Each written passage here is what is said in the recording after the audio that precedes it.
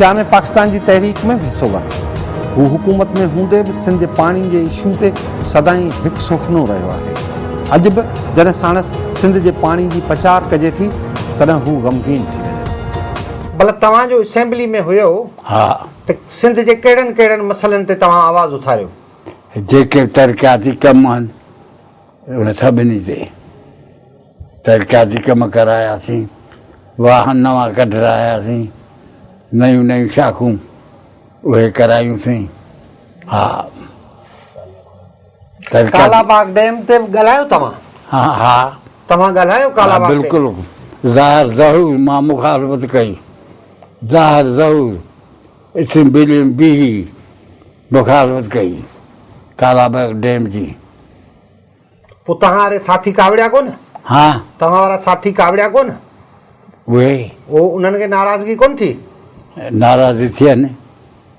हा, पोइ मूंखे छा कयो, मां को हुननि जी गर्द कोन थी कढी। हा,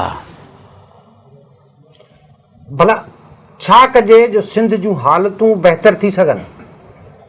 ईमानदारी खपे बसि, रिश्वत न खाइनि।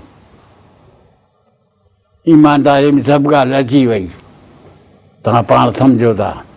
हा, रिश्वत वग़ैरह हाणे ॾिसो त छा आहे, बची आहे, बचियो आहे को? मां तव्हांखे छा, तव्हांखे सभु ख़बर आहे, बाक़ी मूंखे छा था न तव्हां खां था पुछूं न, असांखे कहिड़ी ख़बर? तव्हांखे ख़बर आहे, असांखे का ख़बर कोन्हे। पर मां चवां थो त हाणे रिश्वत हद खां वधीक आहे, को बि ख़ाली कोन्हे। ॾिसो हींअर सिंध तकलीफ़नि में आहे। हा, सिंध वटि पाणी कोन्हे को, सिंधू दरिया ते डैम ठहनि था, असांजा असेंबली मेंबर माठिकियो वेठा आहिनि। पर हाणे रही ॻाल्हि जी आहे न, मूं त अॻे ई तव्हांखे ॿुधाए त सिंध जो लीडर कोन्हे। कॾहिं पाणीअ जो दुख न मिलंदो, कोई अहिड़ो वक़्तु ईंदो त पाणी कोन मिलंदो। हा, असीं उन मरंदासीं।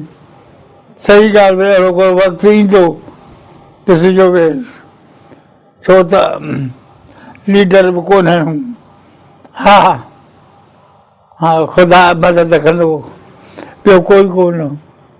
हीउ जेको ख़ैरपुर में साईं कॉलेज पियो हुयो, हा, ऐं जेका प्यारो शुगर मिल आहे, हा, इहा कीअं लॻी हिते? इहा लॻी छा, बोटो सां तॾहिं अब्दुल हमीद सां कावड़ियल हो, उनखे जेल में विधो हुई। भुटो साहिबु हिते आयो दादूअ, त मूं हुनखे चयो, हिते ईंदो हो इलेक्शन भेरी बि।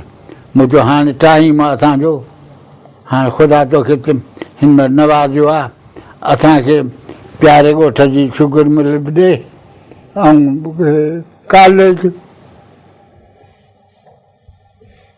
उन ते दिल मोहम्मद दोस्तो हो, उन मुखालफ़त कई त मेहर, पर मुंहिंजो मेहर बाबा और पंहिंजो वेझो आहे लाड़काणे खे, असांखे मेहर पोइ ख़ैरपुर खे वेझी आहे।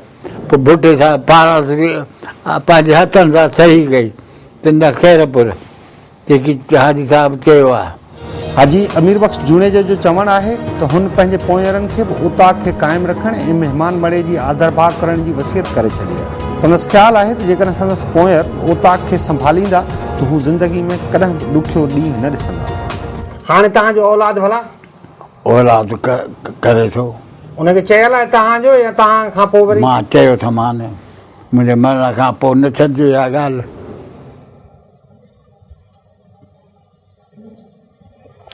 ख़ुदा ईमान ॾींदो न, हे सभु ॻाल्हि ईमान जी आहे। हा, जेको पंहिंजे दिलि में ॾे। हा, रवाजी ॻाल्हि न आहे। हा, सिंध जा ॿिया माण्हू बि ईअं कनि? हा, सिंध जे ॿिया माण्हू बि ईअं कनि? हिते कोन था कनि। न ईअं कनि मूं चयो। हा, करणु खपे। सियासी समाजी ख़िदमतनि जे हवाले सां पंहिंजे तक में हाजी अमीर बख़्श जूनेजो खे वॾी मञता हासिलु आहे। खेसि माण्हू सखी दिलि इंसान तौरु सुञाणनि। मेल मुलाक़ात जो जेको सिलसिलो आहे इहो छो थो थिए? इहो अबनि ॾाॾनि खां वठी हलंदड़ मेल मुलाक़ात जो पाण में यकजहती जे लाइ, ॿधी जे लाइ। इहो न हुजे त इहो असांजे सिंध जी रवाज आहे, इन खां सवाइ हली नथो सघे सिस्टम। तो सिंध में ही मारा मारी हेॾी थिए थी, ॾिसो था क़तल थियनि था, माण्हू हिक ॿिए सां विढ़नि था। जेकॾहिं उताकनि जो असांजो कल्चर हुजे हा ज़िंदा त ईअं थिए हा? उताकनि जो कल्चर ज़िंदा आहे हर हंधि असांजी बिरादरी में, जिते किथे।